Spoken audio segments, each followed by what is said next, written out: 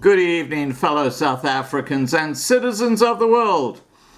And just an alert that from after this video there might be a slight delay before I actually put up another video as I am moving, and the location of my modem is kind of in the air at the moment. So I've got a new modem coming, which is the way that I obviously am able to transmit. So in a worst case scenario, it might be Sunday night your time, or probably Monday morning your time, that I'm able to get back on air.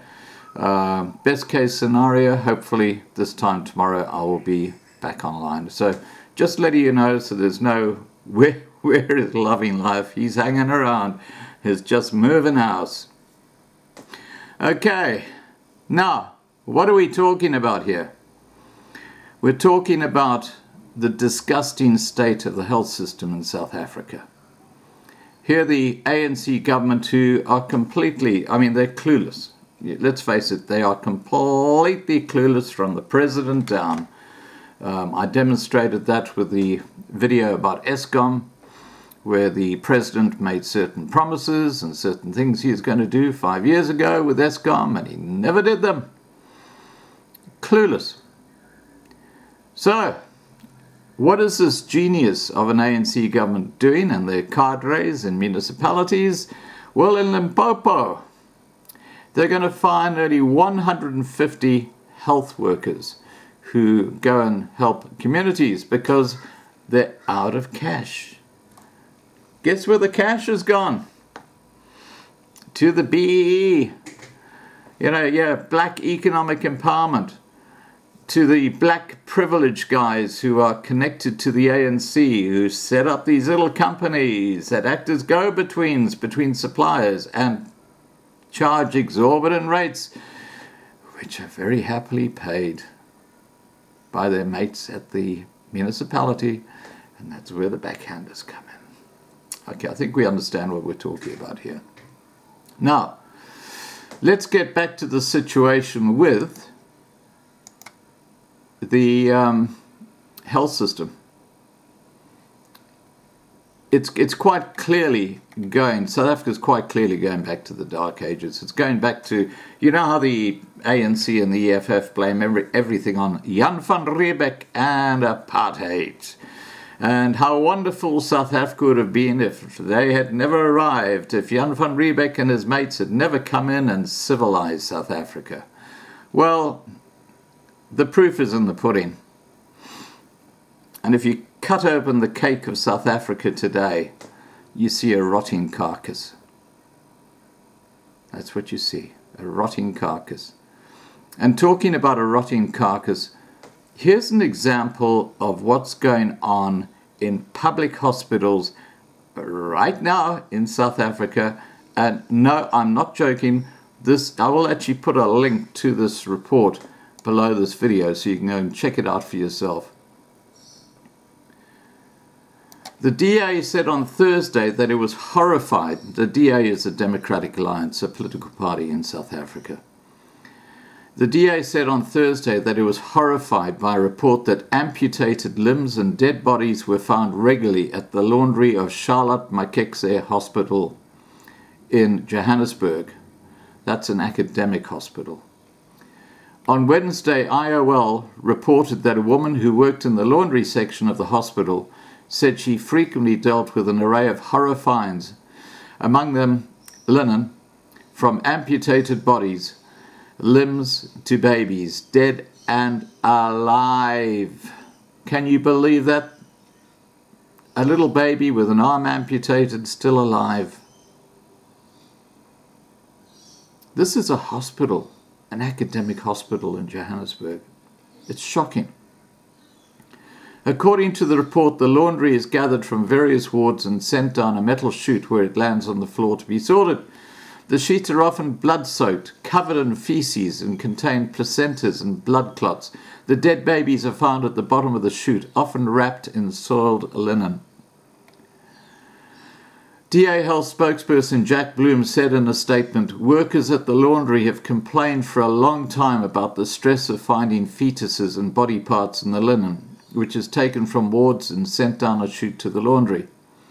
Bloom said he wrote to the hospital CEO Gladys Bogoshi and included 2 horrific photos of workers had taken, one of a fully formed baby and the other of a fetus covered in blood, but did not receive a reply.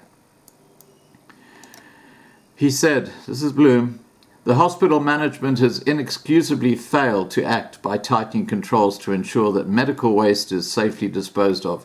Laundry workers work in terrible conditions and risk infection from medical waste that they are not meant to deal with. He concluded by saying, I hope that urgent measures are taken to resolve the problem, which highlights generally poor management in hospitals that the Gauteng Health Department has failed to address over many years. According to IOL, Bogoshi did not deny the claims. She reportedly said sometimes they are found disposed as part of the waste by unknown people and end up at the laundry as the waste goes down the chutes. All reported cases are investigated and improvement plans are implemented to prevent a recurrence. Now, turnaround plans, improvement plans, it's all BS. They do nothing. They sit down there and they talk. They pick up their paychecks on the Friday. The ANC cadres, they drive these fancy cars, they buy these fancy clothes. They are screwing South Africa into the ground. They don't care. It's really not fair to judge the hygiene in hospitals that are run largely by blacks. After all, before the white man showed up in Africa, there were no hospitals or schools or basically anything that we could construe as signs of civilization. Before whites developed South Africa, no doubt black Africans just tossed dead body parts or babies into holes in the ground if they didn't want to eat them or use their body parts for some witch doctor ritual, which is what they call muti. Now, for those who don't live in South Africa, muti is basically a magical thing. It's a body part like someone's penis, or you get the idea. And that is used in muti or medicine with a witch doctor, and it gives you fantastic powers. You know, and it might be wealth, it might be health, it might be you name it. They come up with the solution using muti. But they need that body part off someone else's body to make it happen. Nice, isn't it?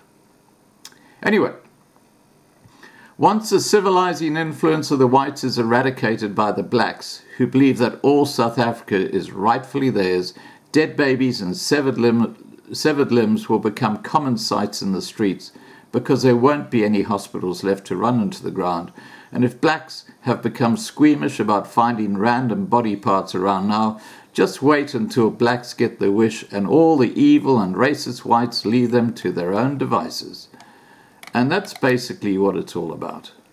You know, you've got a country which pre-1994, yes, with all the horrible things with apartheid, and I was not a apartheid advocate, believe me, but with all those things that happened, the country under the white population grew incredibly. And it's self-evident.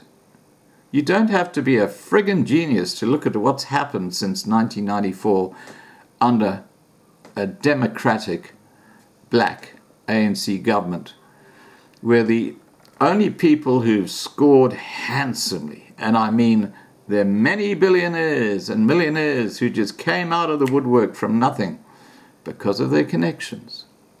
It's called black privilege, and it's only available to those who fit that very simple formula of being very well connected within the ANC.